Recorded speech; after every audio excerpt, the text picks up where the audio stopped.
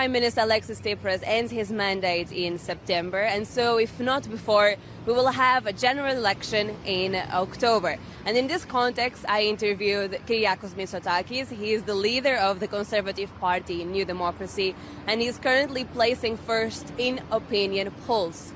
And so he told me that if he indeed becomes the next Prime Minister, he will reduce corporate tax. He will also seek an aggressive growth rate of about 4%. That's twice as much as what Greece is currently growing. And then he also said that he will seek to renegotiate the primary budget surplus targets that Greece agreed with its creditors. Let's listen in to some of these proposals.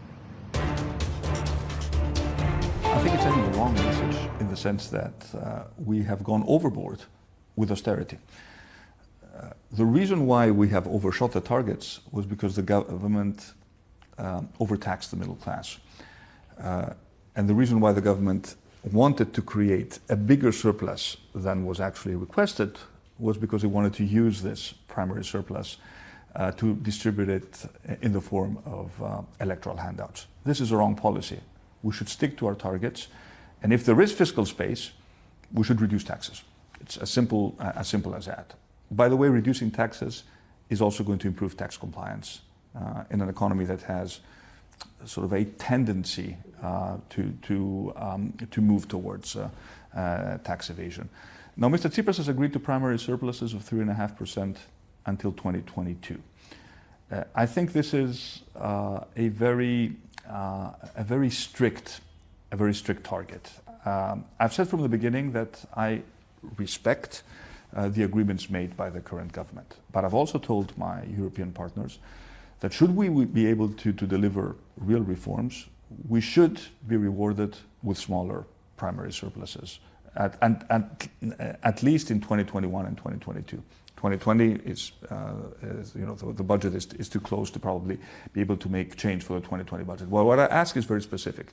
Give me 12 months to convince our creditors, the international capital markets, that we actually mean business, that Greece can actually change, that we take full ownership of the reform agenda, that we don't just do reforms because they are in a program and somebody's telling us to do them, because we actually believe in the reforms that we have proposed.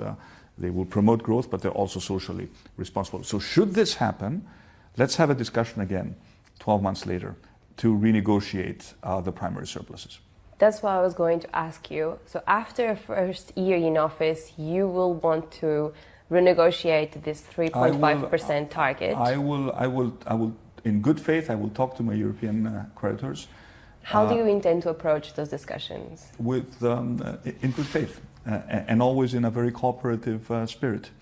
This is not about confrontation.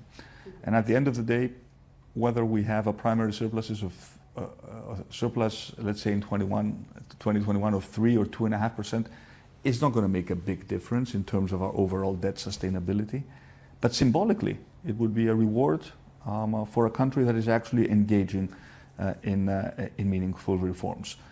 Also, I have committed myself that whatever fiscal space I can negotiate, 80% of it is going to be redirected into tax cuts.